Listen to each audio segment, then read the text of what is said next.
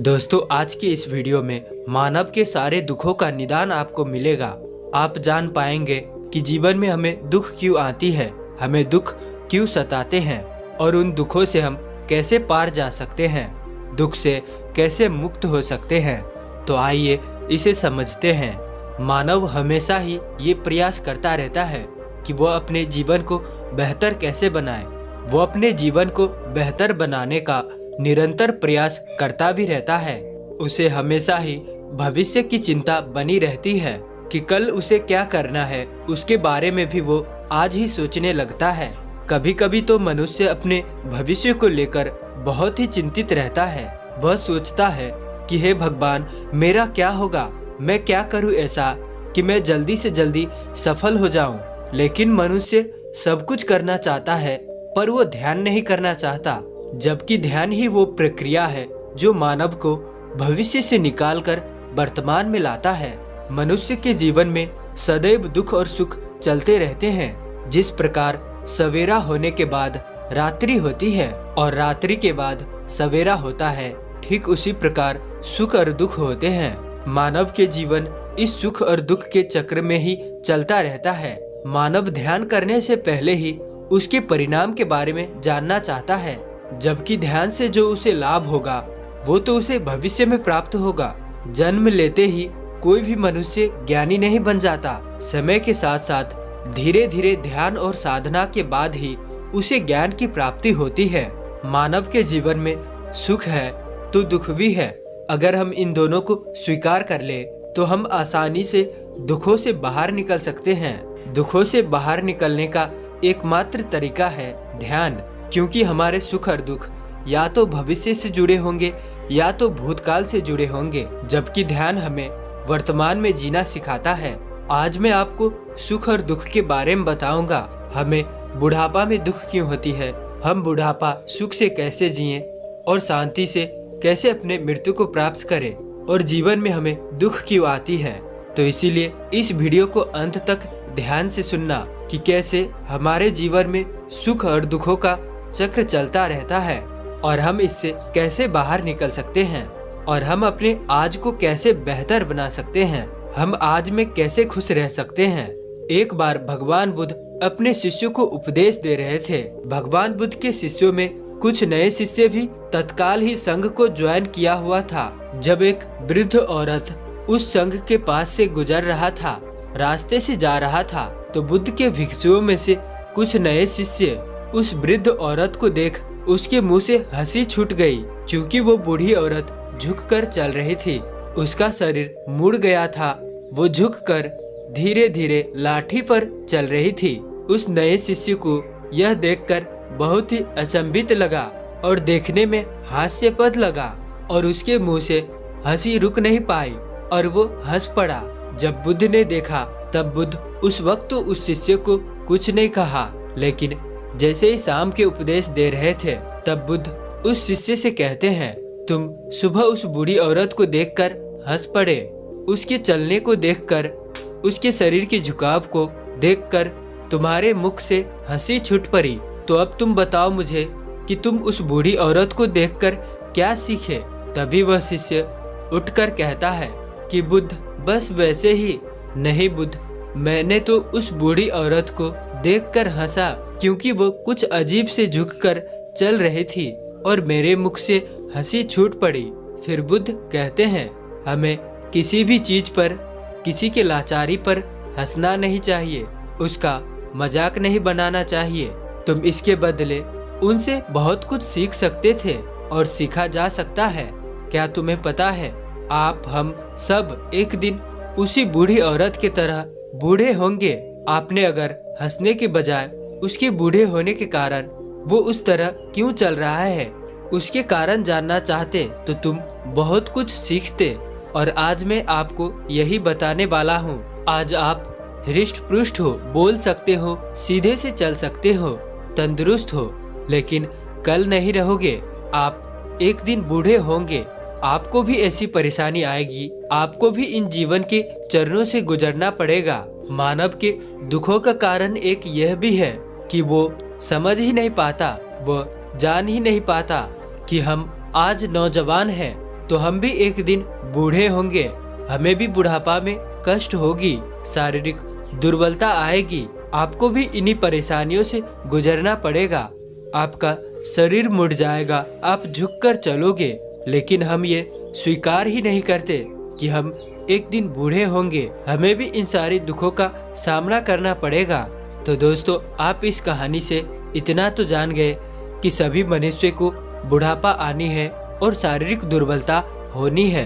तो चलिए अब हम जानते हैं अपने जीवन के सारे दुखों से मुक्त कैसे रहें, जीवन के दुखों का कारण क्या है और मानव जीवन में दुख क्यों आते हैं और उस दुख को हम ध्यान में कैसे बदले और हम कैसे खुश रह सकते हैं। सारी जानकारी आपको इस कहानी में मिलेंगे। एक नगर में एक युवक रहता था। उस युवक की उम्र लगभग 21 साल थी। वह युवक तो अभी तो युवा अवस्था में आया ही था कि उसके जीवन में परेशानियों का आना शुरू हो गया। वह युवक सोचता था कि बचपन ही अच्छा था, खाओ पियो घूमो फिरो मौज करो। लेकिन मैं जब से बड़ा हुआ हूँ मुझे तो इन परेशानियों ने घेर लिया है। मैं क्या करूँ, मुझे तो कुछ भी समझ में ही नहीं आता। मैं अपने इन परेशानियों से कैसे बाहर आऊँ, कैसे मैं अपने इन सभी दुखों से बाहर निकलूं, ये सभी सोच सोच कर वो युवक बहुत चिंतित और परेशान रहता था। तभी उसे किसी ने बताया कि उसके नगर में एक बौद्ध भिक्षु आए हैं, पास के ही नगर में रहते हैं। उन बौद्ध भिक्षु के पास सबकी समस्याओं का समाधान है। वह सबके दुखों को और चिंताओं को दूर कर देते हैं। फिर वो युवक ये सुनकर तुरंत उन बौद्ध भिक्षु से मिलने निकल गया। वह युवक उन बौद्ध भिक्षु के पास पहुंच जाता है और उनको प्रणाम करता है और उनसे कहता है कि महाराज, क्या आप मेरे एक प्रश्न का जवाब देंगे? फिर वो बौद्ध भिक्षु उस युवक की तरफ देखा और मुस्कुराए।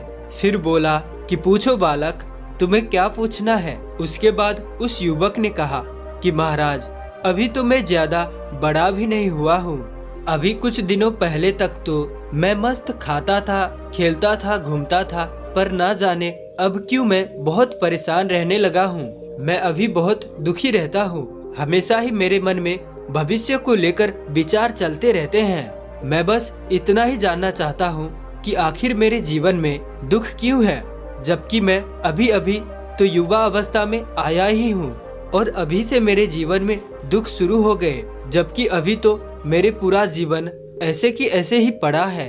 क्या अब मेरे जीवन में जैसे जैसे मैं बड़ा होऊंगा क्या दुख भी बढ़ेंगे? क्या मैं कभी इन दुखों से पीछा नहीं छुड़ा पाऊंगा? क्या इन दुखों से छुटकारा पाने का कोई रास्ता है ही नहीं? ये सुनकर वो बौद्ध भिक्षु मुस्कुराते हैं और उन युवक से कहते हैं कि बालक, तुम दुखी हो, परेशान हो, पर मुझे तो ऐसा कुछ भी नजर नहीं आ रहा है। कहाँ है तुम्हारा दुख? क्या तुम मुझे बता सकते हो? फिर वो युवक उन बौद्ध भिक्षु की तरफ देखता है और उनसे कहता है कि महाराज, दुख तो मुझे है, परेशान मैं हूँ, दुख मेरे भीतर है, दुख मुझे है, तभी तो मैं आपके पास आया हूँ। आपको भला मेरे दुख कैसे दिखाई देंगे? फिर बौद्ध भिक्षु उस युवक से कहते हैं कि अच्छा बालक, क्या तुम अपने दुखों को देख सकते हो? तब वो युवक कहता है कि हाँ महाराज, मैं मेरे दुखों को अच्छे से देख सकता हूँ। फिर वो बौद्ध भिक्षु उस युवक से कहते हैं कि अच्छा तो बालक, फिर तुम मुझे ये बताओ कि तुम्हारे दुखों का मुख्य कारण क्या है? तुम किस चीज से दुखी हो? बौद्ध भिक्षु उस युवक से ये पूछ रहे होते हैं, तभी उनका एक शिष्य उनके आश्रम में दौड़ता हुआ आता है और बौद्ध भिक्षु के पास आकर उनके कान में धीरे से कुछ बोलता है। अपने शिष्य की बात सुनकर वो बौद्ध भिक्षु उस युवक से कहते हैं कि चलो बालक, आज तुम मेरे साथ चलो। आज मैं तुम्हें पूरे जीवन का सत्य बताऊंगा, लेकिन मेरी एक बात का तुम ध्यान रखना, वहां जाकर तुम कुछ नहीं बोलोगे, बस चुपचाप सारी बातें सुनोगे।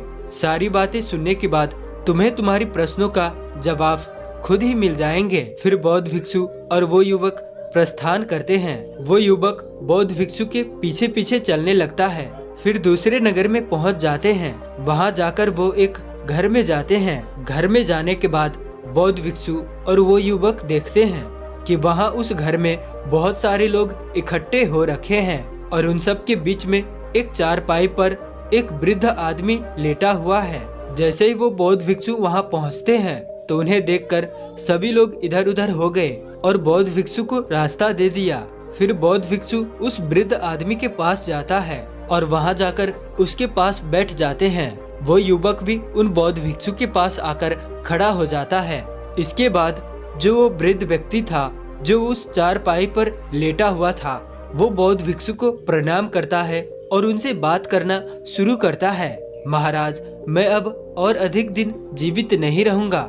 मुझे नहीं पता कि मेरी मृत्यु अब कौन सी पल में हो जाएगी, इसीलिए मेरे मन में कुछ विचार चल रहे हैं। मैं इन विचार के उलझनों से बाहर आना चाहता हूँ। मुझे पता है कि आप ही मुझे इससे बाहर निकाल सकते हो, इसीलिए मैंने आपको यहाँ बुलाया है। फिर उस वृद्ध आदमी के यह बात सुनकर वो बौद्ध भिक्षु उस वृद्ध आदमी से कहते हैं कि कहो, आप क्या पूछना चाहते हो। फिर वो वृद्ध आदमी उस बौद्ध भिक्षु से कहते हैं कि महाराज, मेरे पास जिंदगी के कुछ ही पल बचे हैं, पर आज मुझे अपना पूरा जीवन नजर आ रहा है। मेरे वो बचपन के दिन मुझे आज साफ साफ दिखाई दे रहे हैं। बचपन के दिनों में मैं बहुत मस्ती करता था, खूब खाता था, खूब सोता था, खूब खेलता था।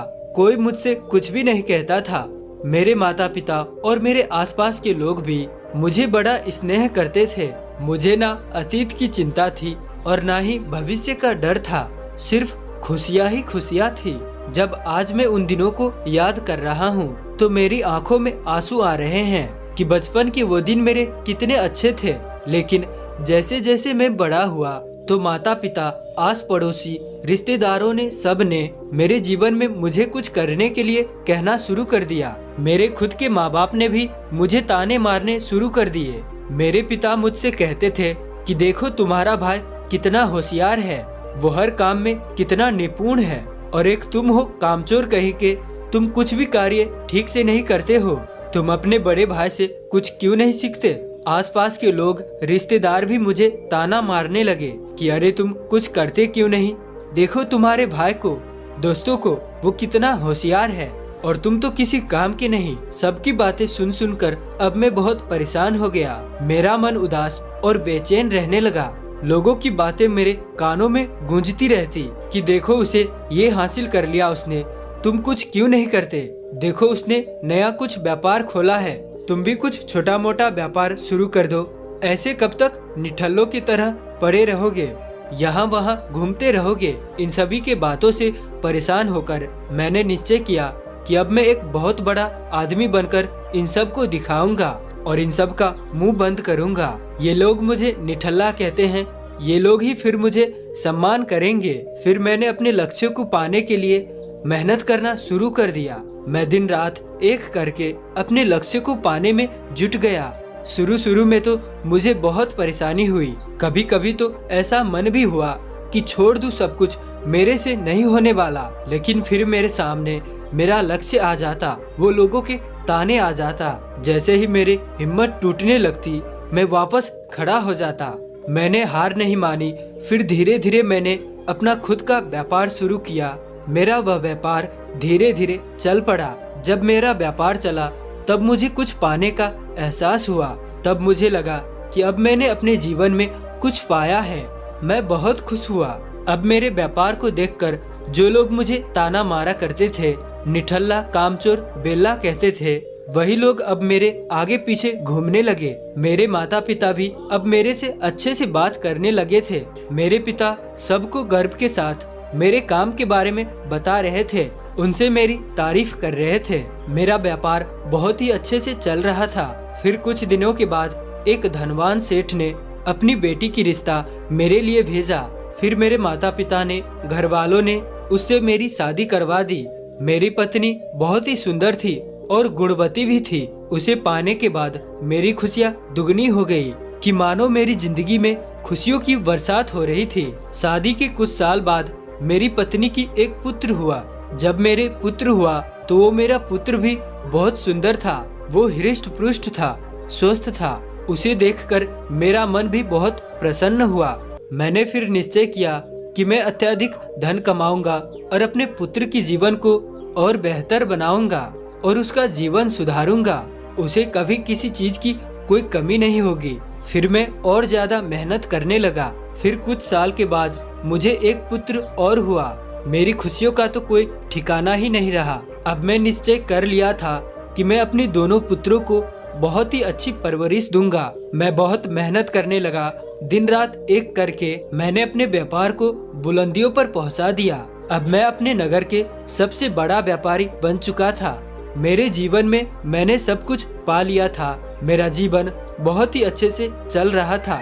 मुझे किसी भी प्रकार का कोई भी दुख नहीं था। मेरे जीवन में खुशियाँ ही खुशियाँ थी। पर वो कहते हैं ना कि जीवन तो सुख दुख का सागर है, कभी ना कभी तो दुख आता ही है। जो होता है उसे कोई रोक नहीं सकता। फिर मेरे साथ भी कुछ ऐसा ही हुआ कि एक दिन अचानक ही मेरी पत्नी की मृत्यु हो गई। वो मुझे अकेला छोड़कर चली गई, जिससे मुझे बहुत दुख हुआ। मैं अंदर से टूट गया। मुझे कुछ भी अच्छा नहीं लगता था, ना कहीं जाना, ना किसी से बात करना। मैं कई दिनों तक अपने कमरे में बंद रहा। मेरे दोनों बेटों ने मुझे हिम्मत दी। उन दोनों ने मुझे समझाया कि पिताजी, जो हो गया सो हो गया, हम उसे बदल नहीं सकते, लेकिन हम दोनों भाई आपके साथ हमेशा है। हम दोनों आपका बहुत अच्छे से ख्याल रखेंगे, आपकी हमेशा सेवा करेंगे। आपको किसी भी बात की कोई चिंता करने की आवश्यकता नहीं है। फिर धीरे धीरे मैंने अपने आप को संभाला, खुद को समझाया कि अब मुझे अपने प्रिय पत्नी के बिना ही जीना पड़ेगा। फिर मैंने अपनी खुशियाँ अपने दोनों बेटों में ढूंढ ली। जब वो खुश रहते तो मैं भी बहुत खुश रहता। जब उन्हें कोई दुख होता तो मैं भी दुखी हो जाता। इन सुख दुख के चलते मुझे हमेशा एक बात सताती रहती कि आखिर ये जीवन है क्या, मैं इसको कैसे समझूं? इस दुनिया में क्या है जो मुझे पाना है? मैं कौन हूँ और मैं इस दुनिया में क्या पाने आया हूँ? ऐसे ही बहुत सारे विचार मेरे मन में उठते रहते थे। मुझे पता था कि आप ध्यान की ऐसी विधि बताते हो जिससे मनुष्य अपने जीवन की सच्चाई जान पाता है। मैं भी हमेशा यही विचार करता रहता था कि मैं पहले अपने जीवन के सभी कार्य पूर्ण कर लूं, सभी दुखों और परेशानियों को खत्म कर दूं, फिर आराम से ध्यान करूंगा। बस मैं यही सब सोचता रहता था, पर आज तक मैं कभी भी ध्यान नहीं कर पाया। इसी तरह धीरे धीरे समय निकल गया और अब मैं वृद्ध हो गया। मुझे बीमारियों ने जकड़ लिया। वैसे तो मैंने अपने जीवन में बहुत संघर्ष किए हैं, बहुत कुछ हासिल किया है, कभी भी किसी भी चीज की कमी ना रही मुझे।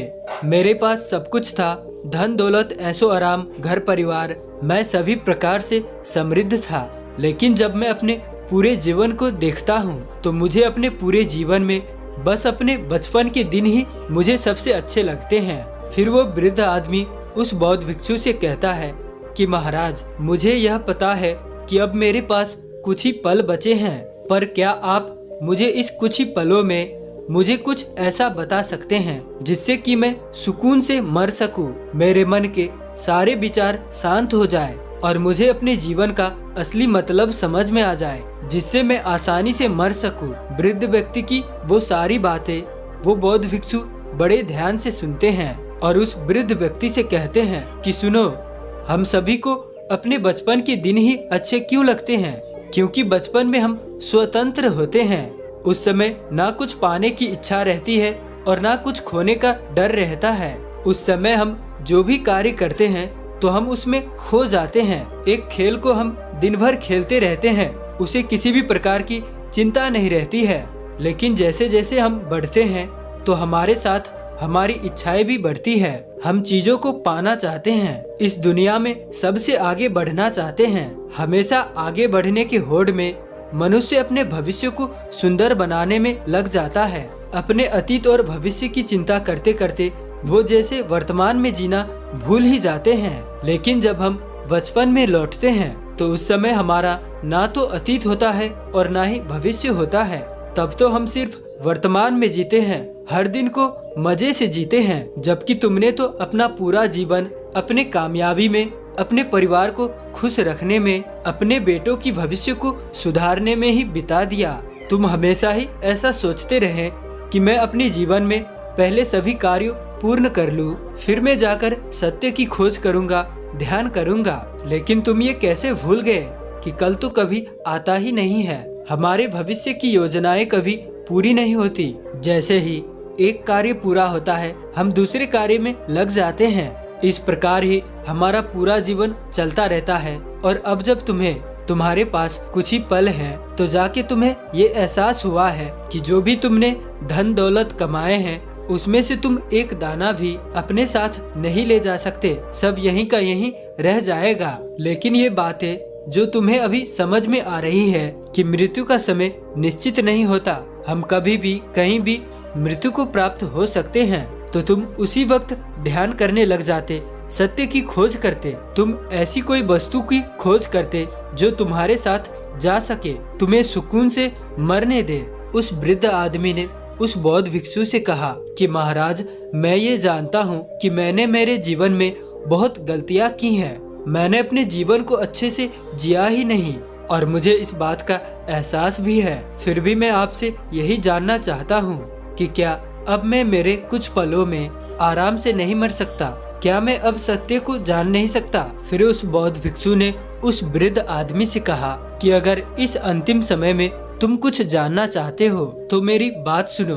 तुमने अपने जीवन में जो कुछ भी पाया है, जो कुछ भी हासिल किया है, उन सबको यहीं छोड़ कर जाओ। इन सबको अपने मन के साथ लेकर मत जाओ। तुम बस ये सोचो कि मैंने अपने जीवन में बहुत कुछ सीखा है। तुमने अपने जीवन में सब कुछ पाया है, किसी भी चीज की कमी नहीं है तुम्हारे पास। फिर भी तुमने यही पाया है कि जीवन में कुछ पाने जैसा नहीं है।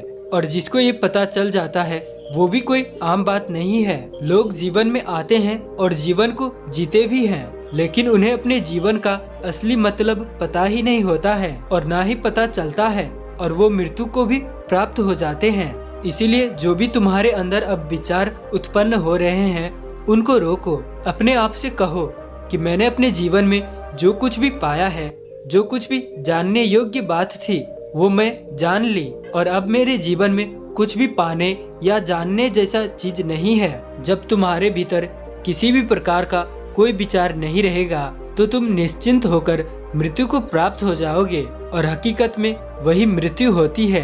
हम अपने जीवन में जो भी प्राप्त करते हैं वो यहीं से प्राप्त करते हैं, इसी जगह से प्राप्त करते हैं, और वो सब यहीं रह जाता है। हम साथ कुछ भी लेकर नहीं जाते हैं, खाली हाथ आते हैं और खाली हाथ जाते हैं। उसके बाद उस वृद्ध आदमी ने बौद्ध भिक्षु से कुछ भी प्रश्न नहीं किया और हंसते हंसते मर गया। वो युवक जो बौद्ध भिक्षु के पास अपनी परेशानी लेकर आया था वो भी वहीं खड़ा था। बौद्ध भिक्षु उस युवक के तरफ देखकर उससे पूछते हैं कि बालक, क्या तुम्हें अपने प्रश्न के जवाब मिल गए? अगर तुम्हें तुम्हारे सवालों के जवाब मिल गए हों तो तुम यहाँ मौजूद सभी लोगों को बताओ। फिर वो युवक बौद्ध भिक्षु से कहते हैं कि महाराज, मुझे अपने सारे प्रश्नों के जवाब मिल गए हैं। मैं जीवन चक्र के सभी पहलुओं के बारे में समझ गया हूँ कि जीवन में कुछ भी पाने जैसा नहीं है। सुख और दुख दोनों चलते रहते हैं। ना तो सुख हमारे साथ जाता है और ना ही दुख हमारे साथ जाता है। अगर हम सुख दुख के पीछे भागते रहते हैं तो हम कभी भी अपने जीवन में सत्य की खोज नहीं कर पाएंगे। जीवन तो सुख और दुख का सागर है। हमें इसके साथ साथ ही जीवन की खोज भी करनी चाहिए। और उस दिन से वह युवक ध्यान और अपने जीवन की खोज में नियमित लग जाता है। अपने जीवन के सारे कर्मों को करते हुए वो सुख और शांति से ध्यानपूर्ण जागृत जीवन जीने लगता है। तो दोस्तों, उम्मीद है कि आपको इस वीडियो से, इस कहानी से जरूर कुछ न कुछ सीखने को मिला होगा। तो इसीलिए वीडियो को लाइक और अपने दोस्तों में, परिवार, मित्र, रिश्तेदारों में साझा जरूर करें। और अगर चैनल पर नए हैं तो चैनल को सब्सक्राइब भी जरूर से कर देना। और अंत तक मेरे साथ इस वीडियो में बने रहने के लिए मैं किशन शर्मा आप सभी का दिल से बहुत बहुत धन्यवाद करता हूं। तो चलिए मिलते हैं ऐसी किसी और नई वीडियो में। तब तक के लिए अपना ख्याल रखें। धन्यवाद।